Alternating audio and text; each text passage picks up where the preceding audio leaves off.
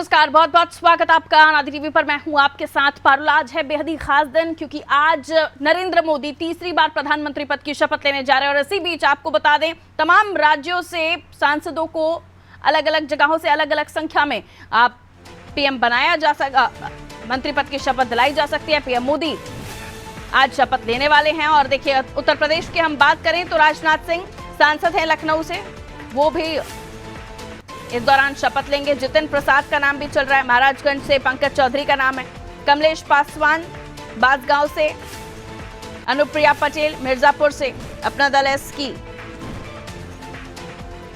सांसद है अपना दल एस की तरफ से, और एसपी सिंह बघेल आगरा से सांसद है, जयंत चौधरी आरएलडी से, और बीएल वर्मा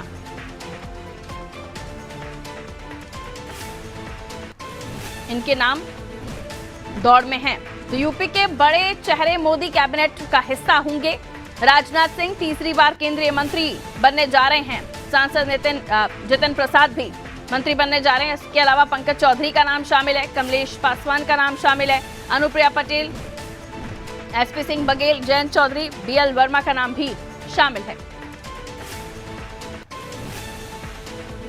तो मोदी 3.0 में यूपी के ये चेहरे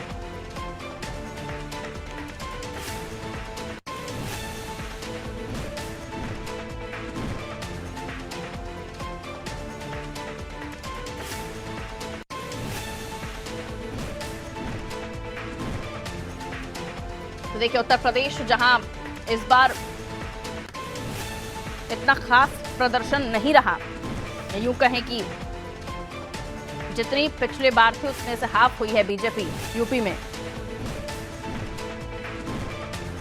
लेकिन क्योंकि उत्तर प्रदेश बड़ा स्टेट है और यहां से कई बड़े दिग्गज आते हैं और मोदी कैबिनेट में कई सारे सांसद होंगे जो शपथ लेंगे, और इसी में उत्तर प्रदेश के भी नाम शामिल हैं। अभिषेक हमारे साथ जुड़े हुए हैं खबर पर जानकारी के लिए। इन नामों के पीछे की वजह वो क्या आकलन करते हैं, अभिषेक क्या बताएंगे?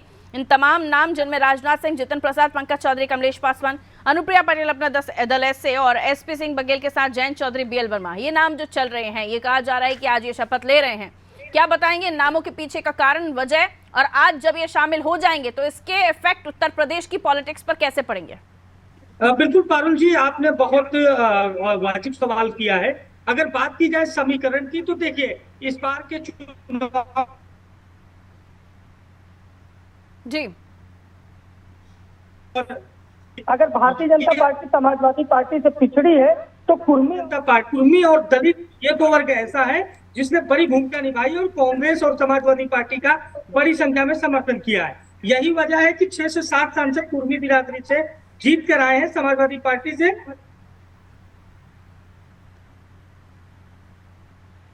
बड़े कुर्मी नेता, एक का प्रभाव पूर्वांचल से लेकर अवध और पश्चिमी यूपी में है, एक का प्रभाव गोरखपुर, महाराजगंज आसपास के क्षेत्रों में है। पंकज चौधरी बीजेपी के मूल कुर्मी नेता है, यानी संघ से जुड़े रहे हैं, भारतीय जनता पार्टी से कई बार के लगातार सांसद है। पंकज चौधरी भारतीय जनता पार्टी के मूल कैडर कार्यकर्ता है और यही वजह है जो महाराजगंज से इस बार का भी चुनाव जीते हैं और उन्हें अब मोदी कैबिनेट में एक बार फिर से जगह मिलने जा रही है। 2019 की भी मोदी कैबिनेट में सदस्य रहे थे। अनुप्रिया पटेल बीजेपी की सहयोगी है, अपना दल सोनेलाल की राष्ट्रीय अध्यक्ष है, पहले भी मंत्री रही है केंद्र में। सोनेलाल पटेल की बेटी है। सोनेलाल पटेल कुर्मी और कमेरों के नेता माने जाते रहे हैं। अपना दल सोनेलाल का यूपी के मध्य, अवध और पश्चिम के साथ पूर्वांचल के भी कुर्मी वोटरों में पकड़ है। हालांकि इस बार अनुप्रिया पटेल का कद बढ़ाया जा सकता है क्योंकि कुर्मी बिरादरी में अनुप्रिया पटेल को केंद्रीय राज्य मंत्री बनाए जाने वजह से नाराजगी थी। हो सकता है उन्हें केंद्रीय मंत्री बनाया जाए। एसपी सिंह बघेल पहले समाजवादी पार्टी से राजनीति करते थे, बीजेपी में आए, उनको मंत्री बनाया गया, लेकिन इस बार एसपी सिंह बघेल को मजबूत और महत्वपूर्ण विभाग दिया जा सकता है। आगरा के साथ पश्चिमी उत्तर प्रदेश के दलितों पर पकड़ रखते हैं एसपी सिंह बघेल। हालांकि ब्यूरोक्रेट रहे हैं, आरोप भी लगते हैं कि समाज से बहुत ज्यादा कनेक्ट नहीं रहते हैं, लेकिन एसपी सिंह बघेल के सहारे दलितों को साधने की कवायद है। कमलेश पासवान मुख्यमंत्री योगी आदित्यनाथ के बेहद खास बांसगांव से सांसद है, 2009 से लगातार जीतते आए हैं। 2014 में मोदी लहराई, लेकिन उसके पहले 2009 में सीएम योगी आदित्यनाथ के प्रभाव की वजह से कमलेश पासवान बांसगांव सीट से सांसद चुने गए। 2014 में यही सिलसिला जारी रहा। 19 और 24 में भी कमलेश पासवान चुनाव जीतकर अब केंद्रीय मोदी कैबिनेट में शामिल होने जा रहे हैं। अब बारी हो गई कुर्मी और दलित वर्ग पे हमने चर्चा की।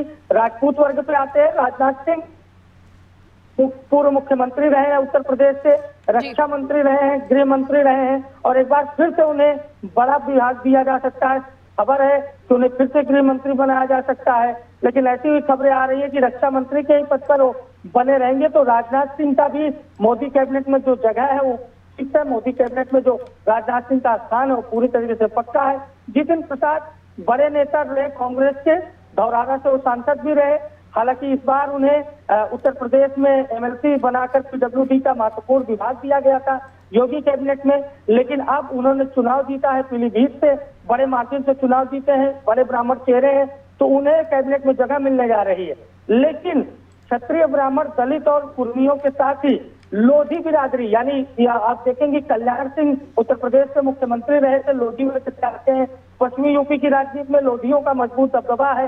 कहीं न कहीं लोधी वर्ग में नाराजगी थी। यही वजह है कि कल्याण सिंह के बेटे चुनाव हार गए, राजू भैया राजवीर सिंह, और देवेश काक्य से चुनाव हारे एटा से।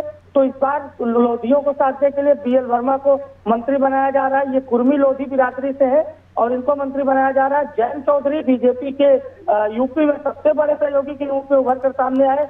2 सीटें जयंत चौधरी की पार्टी ने जीती, जिसमें बिजनौर और बागपत की सीट थी। चंदन चौहान और राजकुमार सांगवान चुनाव जीत कर आए और अब राज्यसभा के सांसद हैं जयंत चौधरी। बीएल वर्मा की तरह ही इन्हें भी अब राज्यसभा सांसद के रूप में कैबिनेट की शपथ दिलाई जाएगी और जयंत चौधरी को कृषि विभाग सौंपा जा सकता है। ऐसी खबरें हमारे पास है, क्योंकि किसानों की राजनीति जयंत चौधरी, उनके दादा चौधरी चरण सिंह, उनके पिता अजीत सिंह लगातार करते आए हैं और कृषि विभाग सौंपा जा सकता है, क्योंकि कृषि मंत्री की हार हुई है इस बार के लोकसभा के चुनाव में और कैलाश चौधरी की बाड़मेर सीट तो चुनाव हारे हैं राजस्थान की।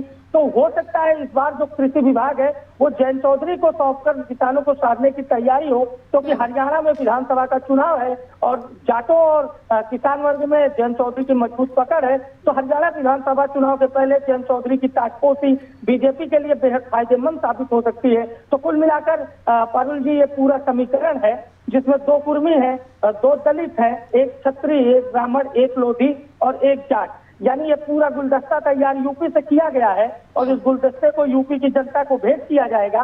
हालांकि इसका असर कितना होगा ये देखने वाली बात होगी, लेकिन जिस तरह से लोकसभा के चुनाव में बीजेपी को करारा झटका लगा है, कहीं न कहीं बीजेपी ने अपने समीकरण को, अपने गुलदस्ते को नए सिरे से तैयार किया है और असरदार चेहरे बीजेपी के इस गुलदस्ते में नजर आ रहे हैं।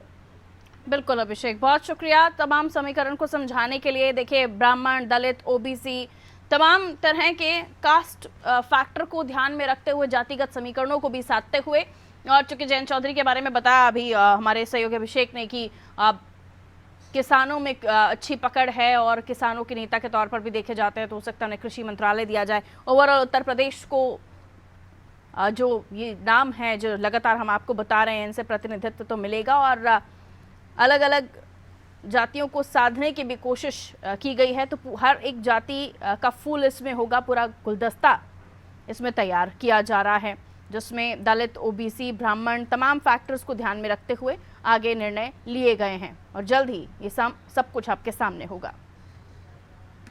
और दिल्ली से खबर आपको बता दें, जहां शपथ से पहले बधाइयों का दौर शुरू हो गया है। देखिए, तमाम जो लोग हैं, जो सांसद हैं, मंत्री पद की शपथ लेंगे, कैबिनेट मिनिस्टर्स बनेंगे या फिर केंद्रीय मंत्री बनेंगे, उनके लिए फोन कॉल पहुंचे हैं और अब उन्हें बधाइयों के कॉल्स आना शुरू हो गए हैं। शपथ से पहले बधाई का दौर शुरू हो गया है। पूर्व मुख्यमंत्री शिवराज सिंह चौहान को बधाई मिल रही है। मध्य प्रदेश विधानसभा अध्यक्ष नरेंद्र सिंह तोमर को बधाई मिल रही है। एमपी बीजेपी प्रदेश अध्यक्ष वीडी शर्मा को बधाई मिल रही है। वहीं प्रहलाद पटेल, नारायण सिंह कुशवाहा भी बधाई संदेश दिए जा रहे हैं। बधाइयों के लिए फोन कॉल्स आ रहे हैं, क्योंकि एमपी से ये नाम दौड़ में हैं, जिनमें ज्योतिरादित्य सिंधिया, शिवराज सिंह चौहान, नरेंद्र सिंह तोमर, वीडी शर्मा, प्रहलाद पटेल, नारायण कुशवाहा, इन्हें केंद्र में मंत्री बनाया जा सकता है। तो देखिए, बेहतरीन प्रदर्शन मध्य प्रदेश में बीजेपी ने किया। 29 के 29 कमल खिलाकर बीजेपी की झोली में डालने का काम बीजेपी के तमाम एमपी के नेताओं ने किया। और अब देखिए खिलखिलाते हुए चेहरे, प्रहलाद पटेल, वीडी शर्मा, शिवराज सिंह चौहान, नरेंद्र सिंह तोमर, जिसके बाद करीब 7 बजे शपथ ग्रहण समारोह शुरू हो जाएगा। ओथ सेरेमनी प्रधानमंत्री नरेंद्र मोदी की, जिसमें तीसरी बार पीएम बनने जा रहे हैं। लगातार रिकॉर्ड कायम किया प्रधानमंत्री नरेंद्र मोदी, तीसरी बार अब पीएम पद की शपथ लेंगे। और इसी के साथ बधाइयों का सिलसिला। मध्य प्रदेश में जो नेता जिनके नाम दौड़ में हैं, जिनको कॉल पहुंच रहे हैं, उनको मिल रहे हैं।